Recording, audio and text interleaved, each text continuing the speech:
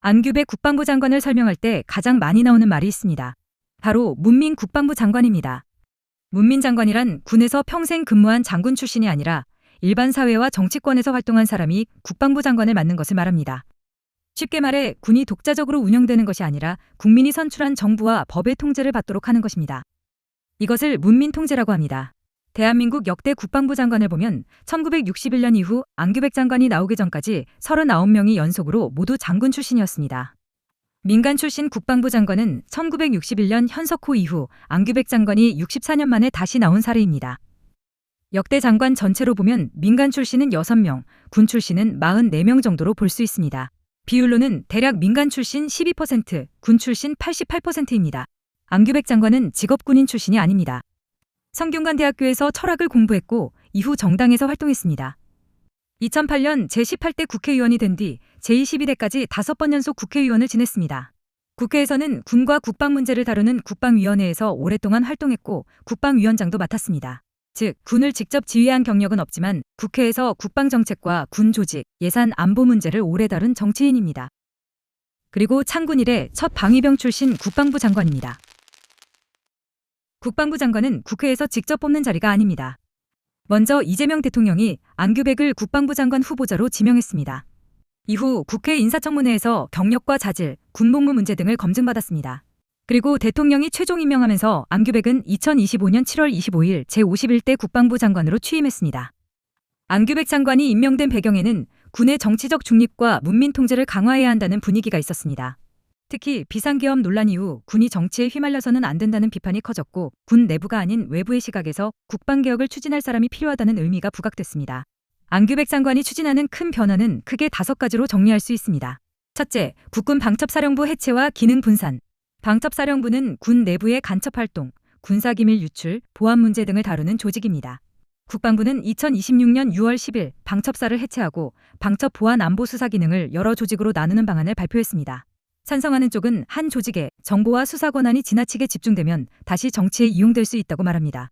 반대하는 쪽은 간첩 수사와 군사기밀 보호 기능이 약해질 수 있다고 우려합니다. 방첩사 해체로 방첩과 보안, 수사 기능은 세 기관으로 나뉘게 됩니다. 권한 집중은 막을 수 있지만 정보 공유가 늦어지고 책임 소재가 불분명해질 수 있다는 우려도 있습니다. 실제로 안규백 장관의 병역 의혹 자료를 요구받은 방첩사는 기록을 다른 기관으로 옮기는 중이라 자료를 찾을 인력이 없다고 답했습니다. 둘째, 육군 해군 공군 사관학교 개편. 안규백 장관은 육군 해군 공군 사관학교 교육을 일부 통합하는 방향을 추진하고 있습니다. 처음 1년에서 2년 동안은 함께 교육하고 이후 각 군의 전문 교육으로 나누는 구상이 거론되고 있습니다. 현대전은 육군과 해군, 공군이 함께 움직이기 때문에 합동성을 높이자는 취지입니다.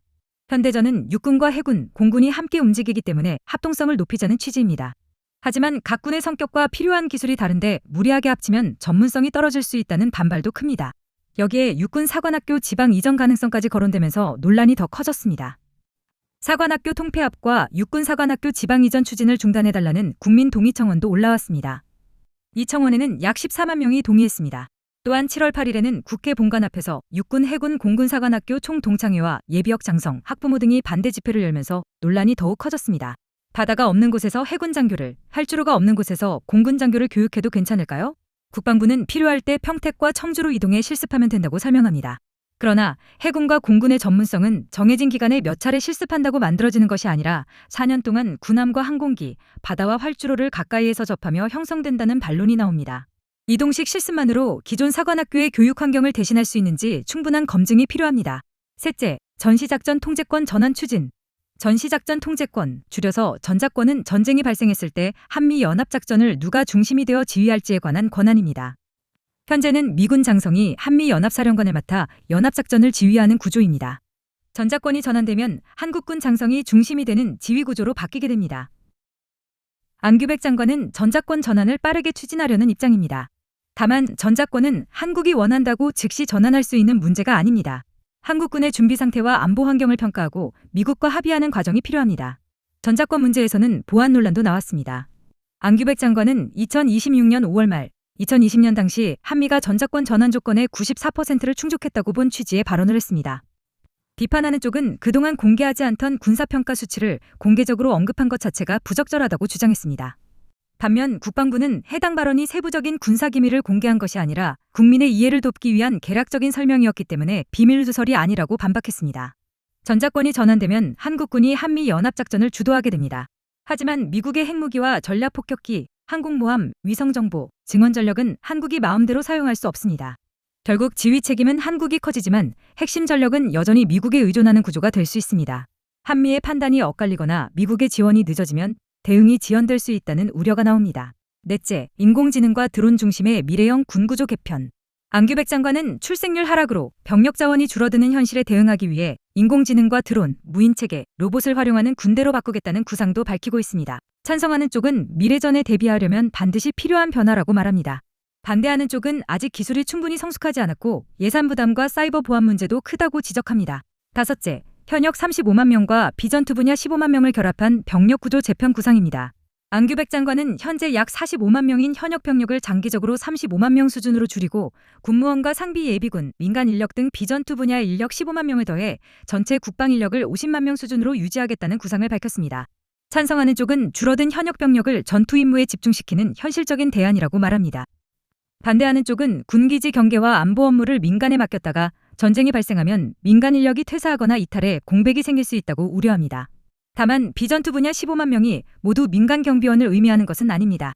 군무원과 상비 예비군, 민간 전문 인력 등이 함께 포함된 구상입니다. 군사기지 경계는 단순한 경비가 아니라 안보 문제입니다. 따라서 총기 사용과 책임 소재, 군사기밀 보호 문제를 민간에 맡기는 것은 위험할 수 있다는 우려가 나옵니다. 후방 경계 민간 위탁 역시 아직 확정된 정책이라기보다 논의와 추진 단계로 보는 것이 맞습니다. 안규백 장관의 정책과 국방 운영을 비판하며 탄핵을 요구하는 국민동의 청원도 올라왔습니다. 이 청원에는 약 33만 명이 동의했습니다. 다만 국민동의청원에서 많은 동의를 받았다고 해서 장관이 자동으로 탄핵되는 것은 아닙니다. 청원은 국회가 해당 사안을 심사하도록 만드는 절차입니다. 실제로 탄핵을 진행하려면 국회의원의 탄핵소추안 발의와 국회 본회의 의결, 그리고 헌법재판소의 판단까지 별도의 절차가 필요합니다. 안규백 장관의 대표적인 개인 논란으로는 방위병 복무기록 문제가 있습니다. 안 장관은 1983년 11월 5일 방위병으로 소집됐습니다. 당시 정상 복무 기간은 약 14개월이었기 때문에 정상적으로 복무했다면 1985년 1월 4일쯤 복무가 끝나야 합니다. 그런데 공식 병적 증명서에는 소집 해제 날짜가 1985년 8월 31일로 적혀 있습니다. 서류상으로는 정상적인 기간보다 약 8개월 긴 22개월을 복무한 것으로 보이는 것입니다. 이 문제는 2025년 7월 인사청문회에서 크게 제기됐습니다. 야당 의원들은 군무이탈이나 영창 처분 때문에 복무기간이 늘어난 것이 아니냐며 상세 병적 기록표 제출을 요구했습니다. 안규백 당시 후보자는 군무이탈이나 구금은 없었다고 부인했습니다. 안 장관 측의 설명은 이렇습니다. 14개월 동안 복무한 뒤 1985년 1월 4일 정상적으로 소집 해제됐고 같은 해 3월 대학교에 복학해 학교를 다녔다는 것입니다. 복무 당시 어머니가 부대원들에게 점심을 제공한 문제로 군 수사기관에서 몇 차례 조사를 받았고 조사받은 약 3일이 복무일수에서 빠졌다고 설명했습니다.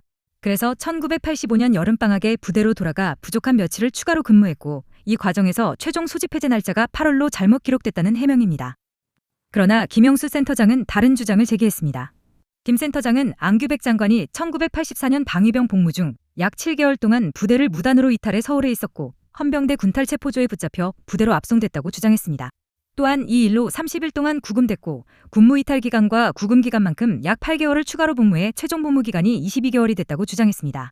김 센터장은 병적 자료에 구금 30일이라는 기록이 있다고 주장했습니다. 또 관련 사실을 확인할 수 있는 자료로 병적 기록뿐 아니라 육군 인사명령서, 헌병대 수사결과 보고서, 당시 보안부대 사건 보고서, 육군본부 행정자료 등이 남아있을 것이라고 말했습니다. 그러면서 자신의 주장이 거짓이라면 안규백 장관이나 국방부가 자신을 명예훼손이나 무고 혐의로 고소하라고 공개적으로 요구했습니다. 김 센터장은 안 장관이 인사청문회에서 군무이탈과 구금 사실이 없다고 말한 것이 허위 증언이라며 고발했습니다. 이에 국방부는 관련 의혹이 명백한 허위라고 반박했습니다. 국방부는 세부 병적 기록에 1985년 1월 소집 해제 기록과 이후 재소집 추가 근무 그리고 8월 최종 소집 해제 기록이 모두 남아있다고 설명했습니다. 즉 7개월 동안 탈영했다가 붙잡힌 것이 아니라 정상적으로 소집 해제된 뒤 빠진 며칠을 채우기 위해 다시 소집됐다는 것이 국방부의 입장입니다. 하지만 안규백 장관과 국방부는 논란을 끝낼 수 있는 상세 병적 기록표 원본을 공개하지 않고 있습니다. 국방부는 40년 전 잘못 기록된 내용을 공개하면 사실관계와 관계없이 잘못된 내용만 국민에게 남아 오해가 더 커질 수 있다고 설명했습니다. 기록이 잘못됐다면 지금 정정하면 되지 않느냐는 질문에는 현직 국방부 장관이 기록 정정을 신청하면 권력을 이용한 것처럼 보여 또 다른 논란이 생길 수 있기 때문에 퇴임한 뒤 정정하겠다는 입장을 밝혔습니다. 결국 한쪽은 7개월 동안의 군무 이탈과 30일 구금이 있었다고 주장하고 있습니다. 반면 안 장관과 국방부는 정상적으로 복무를 마친 뒤 부족한 며칠만 추가로 근무했다고 반박하고 있습니다. 안 장관과 국방부는 탈영과 구금 의혹이 허위라고 강하게 부인하면서도 이를 확인할 핵심 기록은 공개하지 않았습니다. 이 때문에 자료를 공개해 증명하지 않고 자신들의 설명만 믿어달라는 것이냐는 비판이 나오고 있습니다. 정상적인 기간보다 약 8개월 길게 적힌 복무 기록과 구체적인 구금 의혹이 제기됐지만 이를 확인할 상세 병적 기록이 공개되지 않아 논란은 계속되고 있습니다. 그리고 7월 21일 국방부는 안규백 장관의 탈영 의혹과 관련된 수사 보고서와 구금 체포 기록이 관계기관에 없다고 밝혔습니다. 하지만 병역 기록 전체가 없는 것은 아니고 복무와 재소집 기록은 남아있다고 합니다. 문제는 의혹의 핵심을 풀어줄 자료는 없고 해명을 뒷받침할 전체 기록도 공개되지 않았다는 점입니다. 이런 중요한 병역 논란에서 핵심 자료가 없다는 것은 쉽게 납득하기 어려운 일입니다. 논란을 끝내려면 안 장관이 병적 기록 원본과 재소집 사유를 직접 공개하고 검증받는 것이 맞습니다. 또 다른 논란은 민간인 통제선 조정 문제입니다. 안규백 장관은 군사분계선 남쪽 평균 8km 지점에 있던 민간인 통제선을 약 6km 지점까지 북쪽으로 올리는 방안을 추진하고 있습니다. 접경 지역 주민들의 재산권과 토지 이용 규제를 완화하기 위한 정책입니다. 하지만 전방 병력 감축까지 함께 추진될 경우 적의 침투를 미리 발견할 수 있는 완충지대가 좁아질 수 있다는 우려도 나오고 있습니다. 국방개혁의 명분이 아무리 좋아도 국방은 실패한 뒤 다시 되돌리기 어려운 분야입니다. 여러분은 이번 국방개혁이 필요한 변화라고 보십니까? 아니면 너무 빠르게 진행되는 위험한 실험이라고 보십니까? 그리고 안규백 장관 개인의 병적 기록 논란도 핵심 자료가 공개되지 않으면서 아직 끝나지 않았습니다. 국방은 실험이 아니라 국민의 생명과 국가의 생존이 걸린 문제입니다.